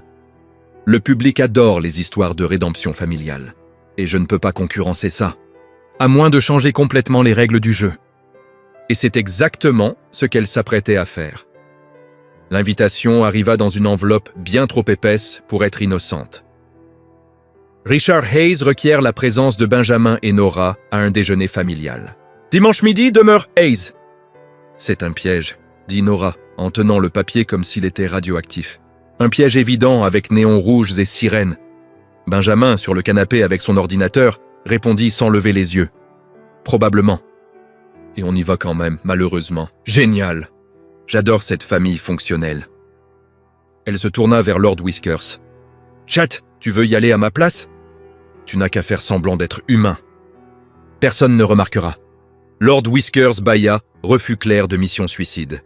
Dimanche, 11h30, Nora était en pleine crise vestimentaire dans la chambre. Ok, miroir, dit-elle à son reflet. On parle stratégie, robe bleue. Élégante mais conservatrice, robe verte. Audacieuse. Mais peut-être trop agressive pour un déjeuner avec un beau-père qui me déteste déjà. Pantalon tailleur, pratique. Mais Richard va trouver ça négligé. « Mais la bleue !» lança Benjamin depuis l'encadrement de la porte. Déjà impeccable en costume gris. « Comment tu sais ?»« Parce que tu commentes à voix haute depuis 15 minutes et que tu as essayé les 3 tenues 4 fois chacune. » Observation pertinente. Elle enfila la bleue. « Ok, maintenant je répète ma pose de socialite élégante. Tu fais quoi ?»« Socialite. Élégante. » Nora prit la pose. Menton levé, épaules en arrière, une main sur la hanche façon Margaret. Très impérieuse. Benjamin tenta de ne pas rire. Échoua complètement. « Chérie, on dirait un robot qui imite un humain. Merci pour le soutien émotionnel. » Encore une fois. Elle réessaya. Menton trop haut. Perdit l'équilibre. Manqua de tomber. Ok, pose élégante annulée. Je reste sur le chaos authentique, comme d'habitude. Meilleure stratégie! Et n'approuva Benjamin en l'embrassant. La demeure Hayes ressemblait à un décor de film sur les problèmes de riches. Jardin parfaitement symétrique, fontaine avec un système de filtration probablement meilleur que celui de la plupart des hôpitaux et une porte d'entrée qui coûtait plus cher qu'un appartement entier. Margaret ouvrit avant même qu'il sonne. « Mais chérie !» Elle les serra dans ses bras. « Prêt? Prêt à quoi exactement ?» demanda Nora. « À Richard qui sera Richard. » Margaret baissa la voix. Il a aussi invité Stella. « Il a quoi ?»« Chut, calme-toi, stratégie. » Margaret ajusta le collier de perles de Nora.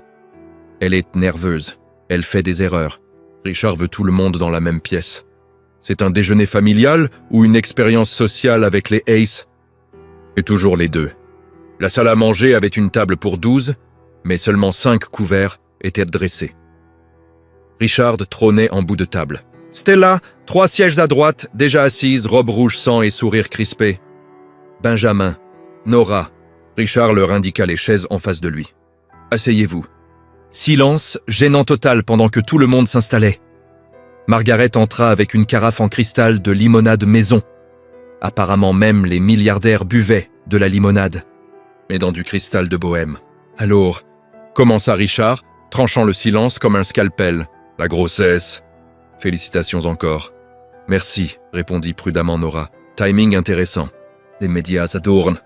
Milliardaire suspendu, épouse enceinte, drame familial. Les titres s'écrivent tout seuls. Papa, avertit Benjamin. Simple observation. Richard but une gorgée de limonade. Mais ça soulève une question. Exposition publique. Nora, avez-vous envisagé de réduire votre présence aux événements corporate? De vous concentrer plutôt sur la maternité à venir? Traduction, disparaît. Avec tout le respect que je vous dois, répondit Nora en gardant la voix stable, je suis toujours vice-présidente du développement humain. J'ai des responsabilités. Bien sûr, mais la grossesse est fragile. Le stress n'est pas recommandé. Richard la regarda avec une fausse sollicitude. Et l'environnement corporate, en ce moment, est tendu. Stella esquissa un léger sourire, silencieuse, comme un serpent qui observe sa proie. Nora ne va nulle part, trancha Benjamin. Elle travaille parce qu'elle le veut, parce qu'elle est compétente, et parce que son programme a augmenté la satisfaction des employés de 40%. Avant que je doive le suspendre, intervint enfin Stella, la voix douce comme de l'arsenic. Pour des raisons budgétaires, bien sûr.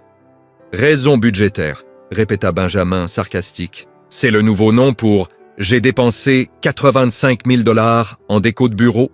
Stella blêmit. Richard haussa un sourcil. « Comment savez-vous ça ?»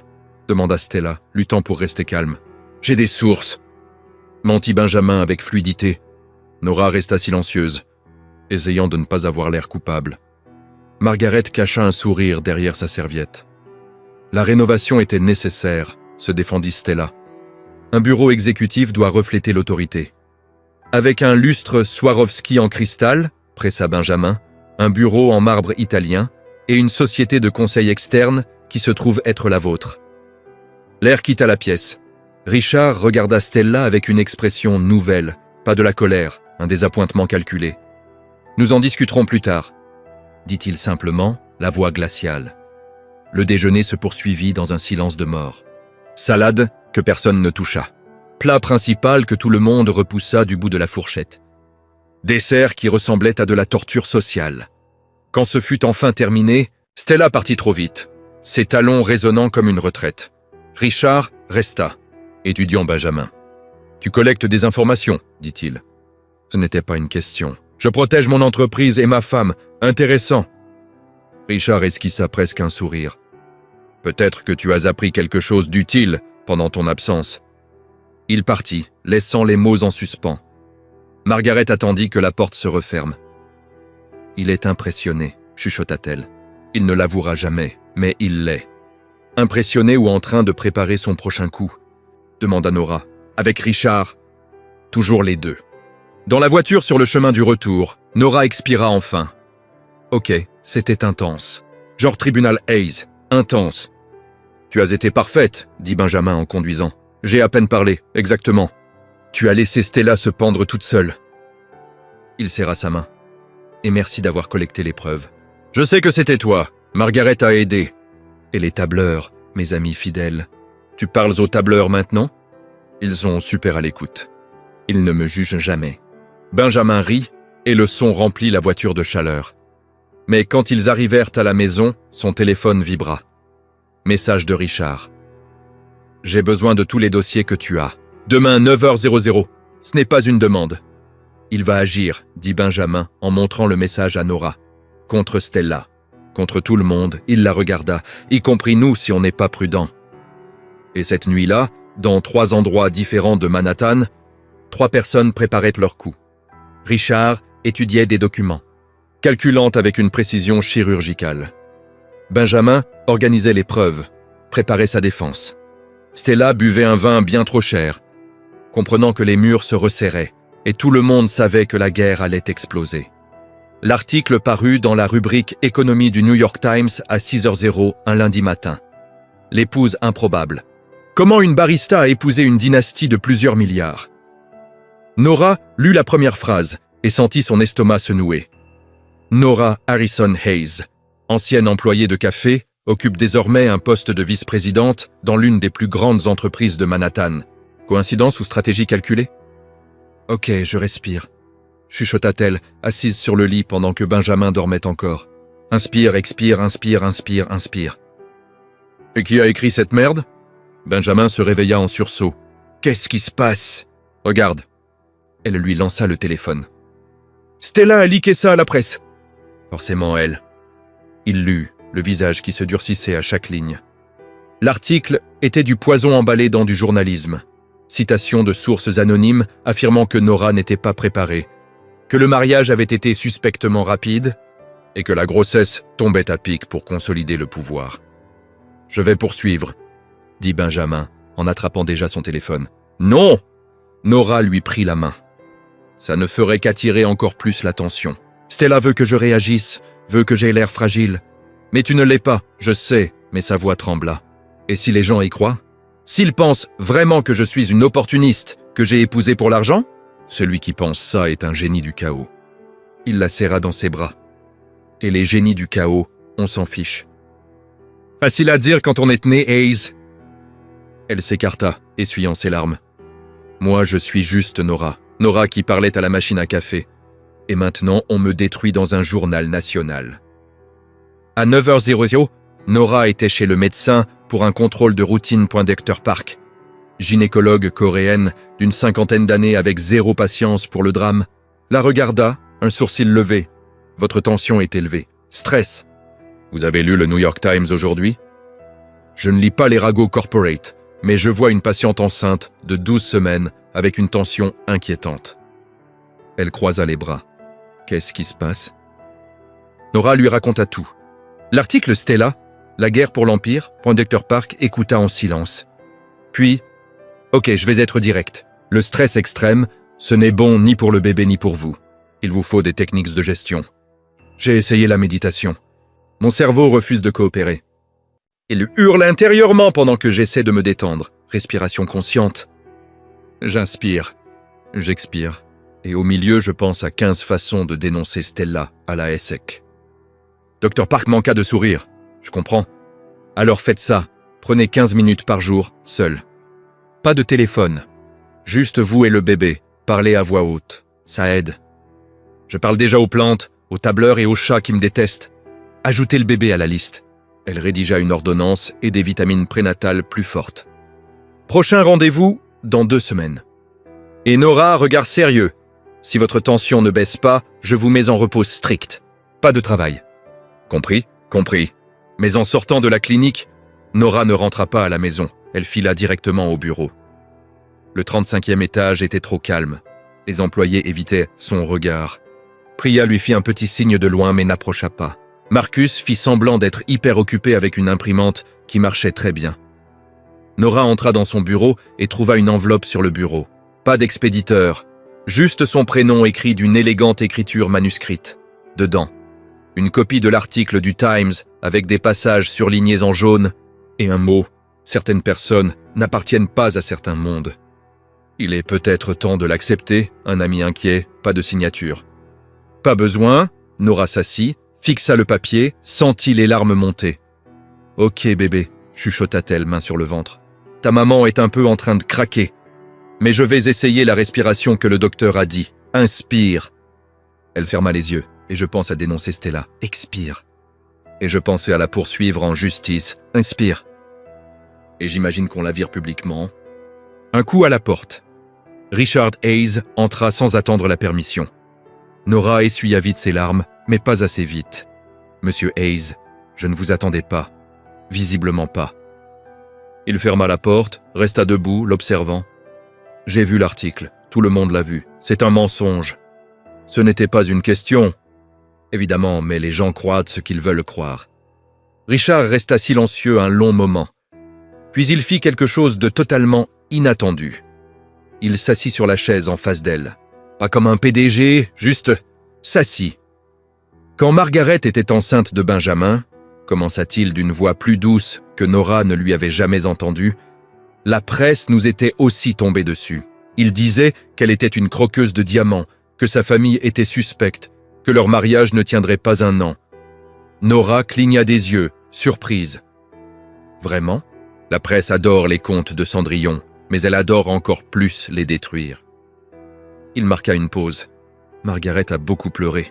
Je ne savais pas comment l'aider, alors j'ai fait ce que je sais faire. J'ai menacé de poursuivre tout le monde en justice.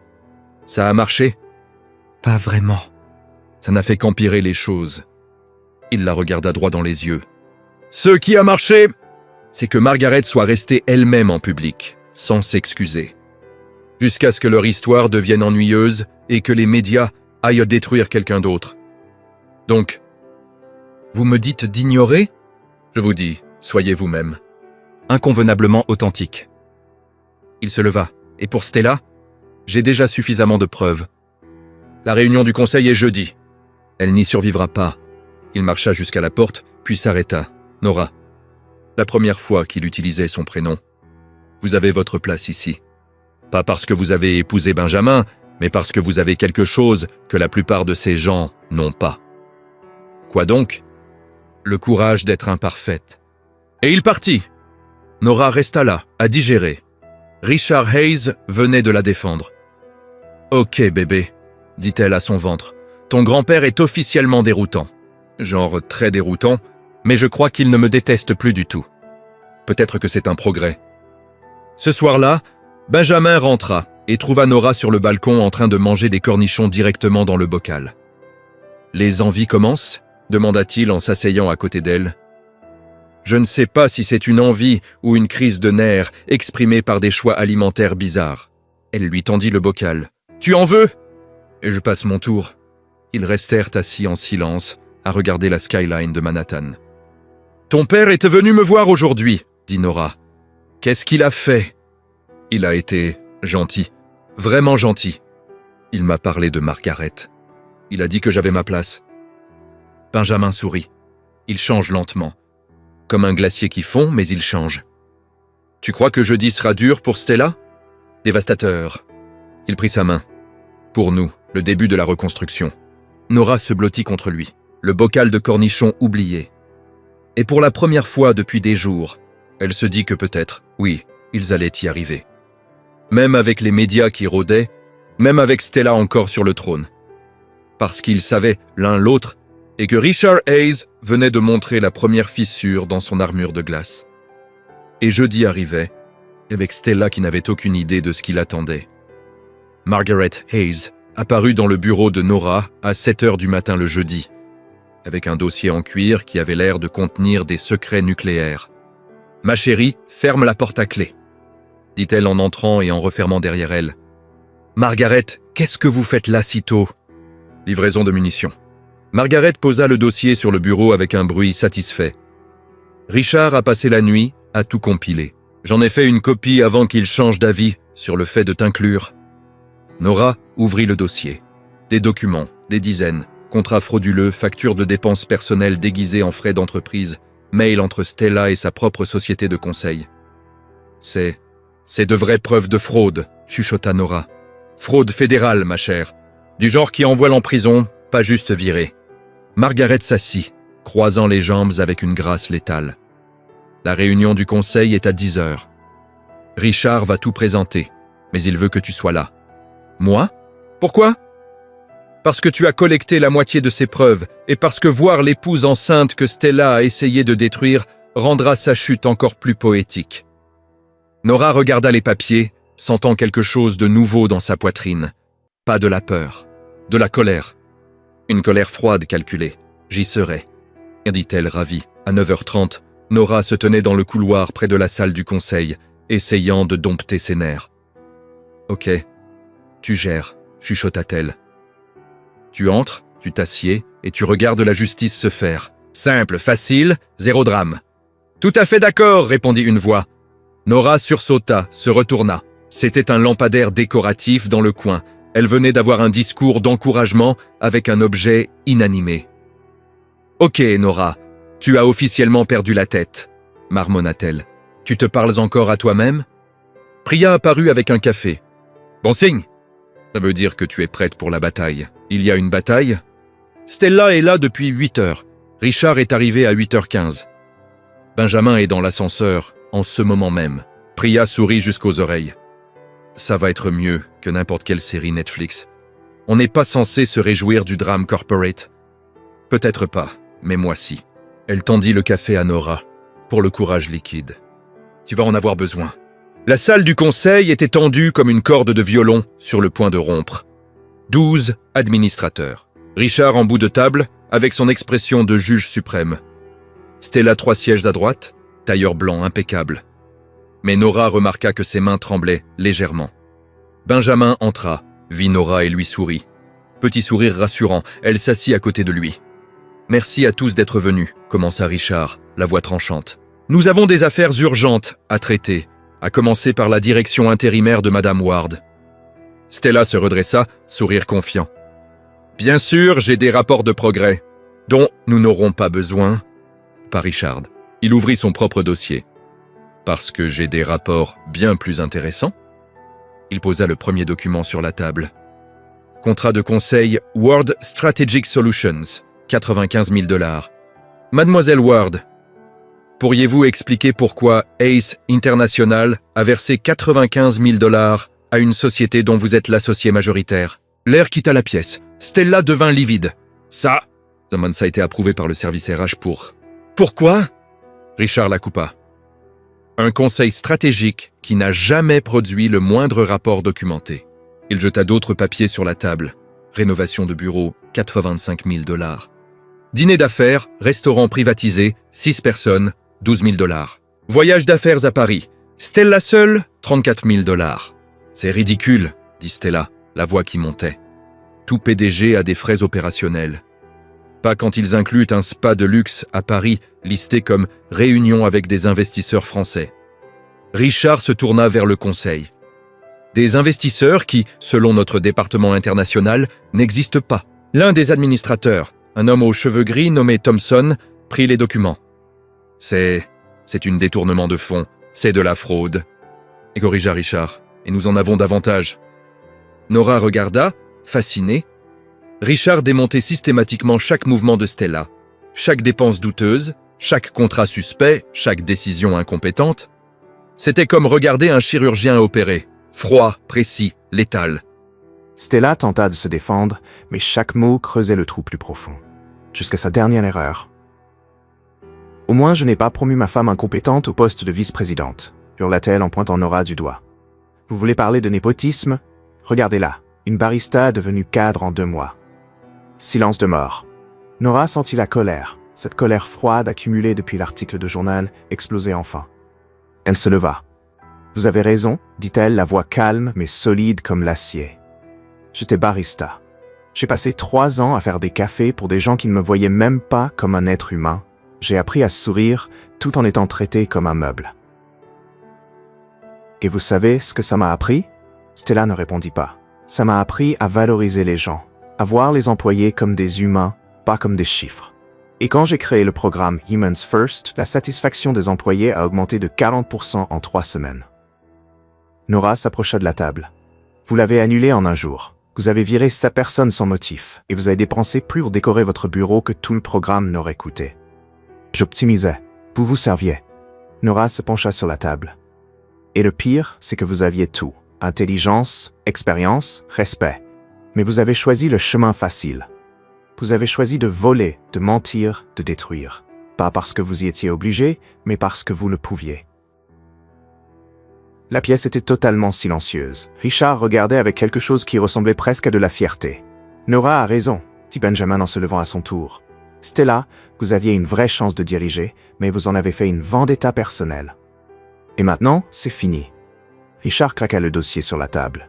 Motion pour écarter Stella Ward de toutes ses fonctions chez Hayes International avec effet immédiat. Qui est pour? 12 mains se levèrent. Unanimité. Stella regarda autour d'elle, réalisant qu'elle avait tout perdu. « Vous allez le regretter, » dit-elle en attrapant son sac, les mains tremblantes. « Je vais poursuivre, je vais... » « Vous ne ferez rien, » coupa Richard. « Parce que si vous essayez, j'envoie ces documents au FBI et la fraude fédérale, c'est 5 à 10 ans de prison. À vous de choisir. » Stella resta figée 3 secondes de plus, puis sortit, ses talons résonnant comme une défaite. Quand la porte se referma, Nora s'effondra dans son fauteuil, les jambes en coton. Benjamin lui prit la main. « Tu es incroyable, » chuchota-t-il. « Je tremble, je sais. Mais tu as été parfaite. » Richard se leva. Réunion terminée. Tout le monde dehors sauf Benjamin et Nora. Les administrateurs sortirent rapidement. Une fois seul, Richard regarda Nora. « Bien joué, dit-il simplement. Merci. » Et Benjamin. Il marqua une pause. « Ton congé prend fin maintenant. Reprise lundi. » Benjamin cligna des yeux, digérant. « Père, tu as appris quelque chose pendant cette période. Humilité, perspective. » Richard esquissa presque un sourire. « Et ta femme m'a appris que je devrais peut-être comment faire confiance à d'autres instincts que les miens. » Il partit, la porte se refermant derrière lui. Nora se tourna vers Benjamin. « C'est vraiment arrivé? Je crois oui. Stella est virée. Elle l'est. Ton père a été... gentil, un peu. » Ils éclatèrent de rire tous les deux, ce rire tremblant, incrédule, qui vient après trop de tension. Et pendant qu'ils riaient, Nora comprit qu'ils avaient gagné. Mais la vraie victoire restait à venir. L'arrestation de Stella Ward eut lieu à 14h un vendredi après-midi dans le hall principal de Hayes International, devant environ 200 employés et 3 caméras de sécurité. Nora était dans la salle de pause du 23e étage, qu'on pria déboula. « Viens tout de suite. Stella est en train d'être embarquée par les autorités. » « Quoi? Ici, dans le bâtiment? Dans le hall. »« Via. » Priya courait déjà. Nora la suivit, ainsi qu'une quinzaine d'employés qui avaient visiblement un radar intégré pour le drame corporate. Quand elles arrivèrent dans l'atrium, la scène semblait sortie tout droit d'un film. 2 agents fédéraux, badge FBI bien visible, encadraient Stella, figée au milieu du sol en marbre poli, le visage blême, les mains tremblantes.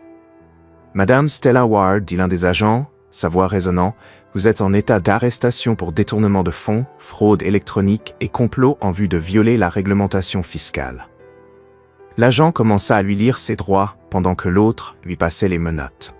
Le clic du métal résonna comme un coup de tonnerre discret mais lourd. Les employés s'agglutinaient le long des balcons des étages supérieurs, regardant à travers les vitres.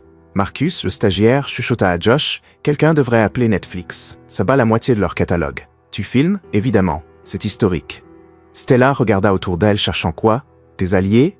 Une sortie? De la dignité. Ses yeux croisèrent ceux de Nora. Haine pure. Haine, désespoir et une pointe de supplication. Nora descendit lentement les escaliers, s'arrêtant à quelques mètres. « Toi » chuchota Stella, la voix brisée. « C'est toi qui m'as fait ça. Tu m'as détruite. Non, répondit Nora calmement. Vous vous êtes détruite toute seule. Je n'ai fait que dire la vérité. J'aurais pu tout avoir, explosa Stella. J'ai travaillé des années, et toi? Tu débarques de nulle part et tu me prends tout. Je n'ai rien pris. Nora fit un pas de plus. Vous aviez une carrière brillante, le respect, un avenir, mais vous avez choisi les raccourcis. Vous avez choisi de manipuler, de cacher, de blesser des gens parce que vous ne pouviez pas obtenir ce que vous vouliez. Tu ne sais pas ce que c'est de se battre, murmura Stella, les larmes coulant. Tu ne comprendras jamais ce que c'est de voir quelqu'un d'autre réussir sans effort. Sans effort? Nora inspira profondément. J'ai passé 3 ans à faire des cafés pour des gens qui ne remarquaient même pas que j'existais. On m'ignorait, on me sous-estimait, et quand j'ai enfin eu ma chance, j'ai travaillé. Je n'ai trompé personne. J'ai juste travaillé. Les agents guidèrent Stella vers les portes. Elle se retourna une dernière fois. « Tu tomberas aussi, dit-elle. Tout le monde finit par tomber. »« Peut-être, répondit Nora, mais si je tombe, ce sera debout, pas menotté. » Les portes se refermèrent. Flash des appareils photo dehors. Silence. 200 employés digérant ce qui venait de se passer. Puis une personne commença à applaudir. Puis une autre et une autre. En 30 secondes, tout le hall applaudissait. Pas pour la chute de Stella, mais pour la force de Nora. Priya la serra très fort dans ses bras. « Tu es une légende corporate maintenant. Harvard va vouloir t'étudier. S'il te plaît, pas Harvard. » Marcus apparut, téléphone à la main. « Madame Ace, quel effet ça fait d'être l'héroïne de l'année ?»« Je ne suis pas une héroïne. J'ai juste fait ce qui était juste. »« Humilité cinématographique, » cria Marcus. « Ça va devenir viral en quelques secondes. » Marcus ne poste rien, mais il était déjà parti. 10 minutes plus tard, Benjamin trouva Nora dans une salle de réunion vide au 10e étage. « Et dit-il doucement en entrant. « Ça va? Je viens de voir quelqu'un se faire embarquer devant 200 personnes, et dans sa tête, je suis toujours la méchante. »« Tu n'es pas la méchante. » Il s'assit à côté d'elle. « Tu as sauvé l'entreprise. »« Je me sens juste. » Noah inspira profondément. « Je suis désolé pour elle. C'est bizarre de plaindre quelqu'un qui a essayé de me détruire. Non, c'est humain. » Elle a dit que je ne savais pas ce que c'était de se battre, mais moi je sais. J'ai juste choisi de ne marcher sur personne pour gagner. Et c'est pour ça que, dit une voix, tu as ta place ici.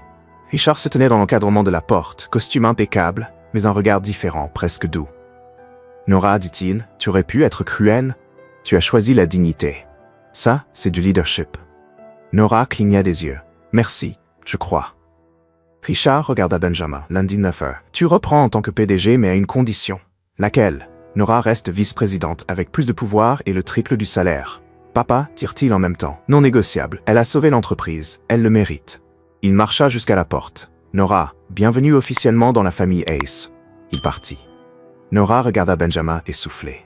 Ton père vient de me promouvoir, de me faire un compliment et de m'adopter officiellement.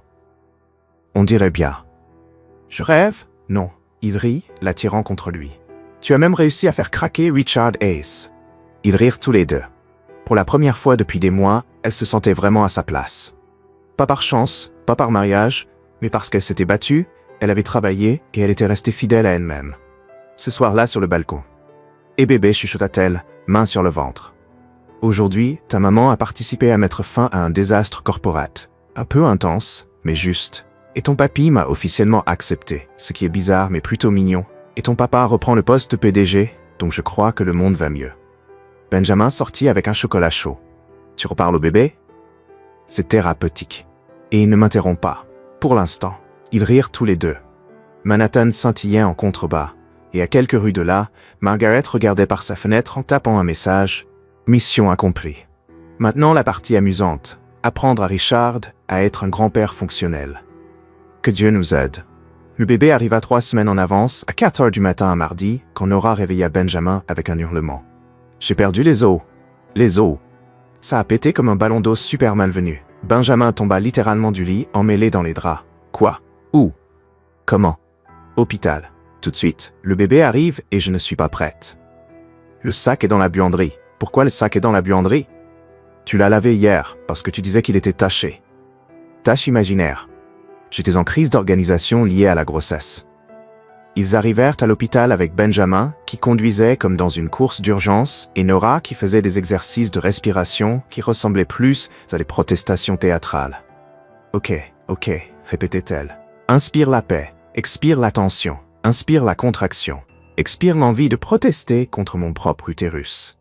7 heures plus tard dans la salle d'accouchement, pendant que Nora broyait la main de Benjamin assez fort pour menacer les os, elle déclara « Si on survit à ça, j'écris une lettre ouverte à tous les films romantiques qui font passer l'accouchement pour magique et paisible. » « Tu te débrouilles super bien, dit Benjamin transpirant autant qu'elle.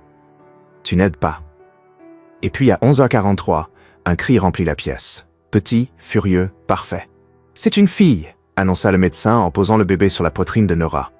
Et le monde s'arrêta. Nora regarda ce tout petit être rouge qui pleurait comme s'il était personnellement offensé d'avoir été sorti d'un endroit chaud et tranquille. « Salut » chuchota Nora, les larmes coulant. « Salut bébé, je suis ta maman, et ce type qui pleure là-bas, c'est ton papa. Et toi, tu es parfaite. » Benjamin pleurait ouvertement, main sur le visage, essayant de réaliser qu'il avait maintenant une fille. Elle est réelle, parvint-il à dire. Très réelle et très en colère. Nora regarda le bébé. Tu as déjà du caractère. Ton grand-père va soit adorer ça, soit faire une crise existentielle. Peut-être les deux. 3 heures plus tard, Margaret arriva comme une tornade d'émotions et de cachemire hors de prix. « Où est ma petite fille ?» annonça-t-elle presque en entrant dans la chambre. « Maman, baisse d'un ton, dit Benjamin en tenant le bébé emmailloté comme un burrito. Margaret s'arrêta net, vit sa petite fille et se mit à pleurer. De vraies larmes, sans glamour, sans filtre, juste l'émotion. Elle est. Benjamin plaça le bébé dans ses bras. Margaret la tint comme si c'était le trésor le plus précieux de la planète. « Bonjour petite, chuchota-t-elle, je suis ta grand-mère et tu vas être très très gâtée. Prépare-toi Margaret. Trop tard, prévint Nora, j'ai déjà acheté 17 robes et une poussette anglaise. Et peut-être un poney. Il était en solde. Un coup à la porte. Richard Hayes entra et s'arrêta net en voyant Margaret avec le bébé. « Elle est là, dit-il. C'était pas une question. »« Il y a 3 heures, répondit Benjamin. On voulait te présenter Emma Hayes. »« Emma, répéta Richard comme pour tester le prénom. Margaret s'approcha, lui tendant le bébé. « Tu veux la prendre ?» Richard regarda le bébé comme s'il s'agissait d'un artefact fragile venu d'une autre planète. « Je ne sais pas si je devrais. »« Richard Hayes, dit Margaret fermement, tu vas prendre ta petite fille maintenant ou je fais un scandale qui fera passer tes réunions du conseil pour un pique-nique. » Il soupira et tendit les bras. Margaret y déposa délicatement Emma. Et là, ça arriva. Richard Hayes, l'homme capable de détruire des empires d'un seul mail, qui pouvait glacer une pièce d'un regard, qui ne montrait jamais de vulnérabilité, fondit complètement. Il regarda sa petite fille et ses yeux, toujours si froids, se remplirent de larmes. « Elle est petite, dit-il, la voix tremblante. Les bébés le sont généralement, répondit doucement Nora, et parfaite. Richard toucha sa joue d'un doigt, si doucement que c'était presque impossible. Complètement parfaite. Emma attrapa son doigt, et l'homme le plus craint de l'industrie s'effondra. Une larme coula, puis une autre. « Ok, dit-il, la voix rauque. Ce n'est pas juste. Elle s'est déjà manipulée. » Bienvenue dans la vie de père et de grand-père, dit Benjamin en souriant. Richard s'assit, tenant toujours Emma comme si elle était en or. Nora, dit-il sans quitter le bébé des yeux. Merci. Pourquoi ? Pour m'avoir appris que la famille compte plus que n'importe quelle entreprise, que l'amour n'est pas une faiblesse, que j'avais tort sur beaucoup de choses. Nora pleura aussi. Benjamin filmait évidemment. Nora pensa, Richard Hayes qui pleure, qui reconnaît ses erreurs, qui tient une petite fille. Fin des temps confirmé. Ok Emma, chuchota Nora, tu as des super pouvoirs. Tu as fait fondre l'iceberg corporate en 3 minutes. Historique. 2 jours plus tard, sorti de l'hôpital, Benjamin portait Emma comme du cristal rare. Nora marchait derrière, endolorie mais rayonnante. Ok Emma, dit Nora en entrant dans l'appartement. Bienvenue à la maison. Ça c'est Lord Whiskers. Il fera semblant de t'ignorer, mais il t'adorera. Ça c'est Gertrude, la fougère, amour pur. Et Tomatilda, la plante tomate de ton papa. Elle est là aussi. Benjamin rit, posant Emma dans le berceau que Margaret avait monté pendant leur absence. Et les règles, continua Nora, ne sabote pas les ascenseurs comme ta mère. Ne fais pas exploser les lasagnes comme ton père. Ne sois pas trop critique comme ton grand-père. Au moins jusqu'à 5 ans. Après, tu pourras critiquer le monde autant que tu veux. Benjamin la tira dans ses bras. Tous les deux regardèrent Emma qui dormait. On l'a fait, dit-il. On l'a fait. Nora se blottit contre lui. On a survécu à Stella, à Richard, à l'Empire Corporate et à un accouchement prématuré. On est invincible. On a beaucoup de chance. Les deux. Clairement les deux. Ils s'embrassèrent épuisés et totalement amoureux. Nora pensa, « Ok, Noah Harrison Hayes. De barista qui parlait aux machines à café, à vice-présidente, épouse de PDG, maman d'un bébé extraordinaire, et maintenant officiellement acceptée par la famille la plus impossible de Manhattan. Tu as gagné cette partie avec de l'amour, de l'humour et une documentation irréprochable de fraude corporate. Pas mal. Elle sourit et chuchota à Emma. Ta maman est plutôt incroyable, juste pour que tu le saches. Benjamin l'entendit. Très incroyable, corrigea-t-il. Et pendant que Manhattan continuait de tourner en contrebas dans cet appartement de l'Upper West Side, une famille chaotique, improbable et parfaitement imparfaite s'endormit ensemble pour la première fois, et ils vécurent heureux pour toujours.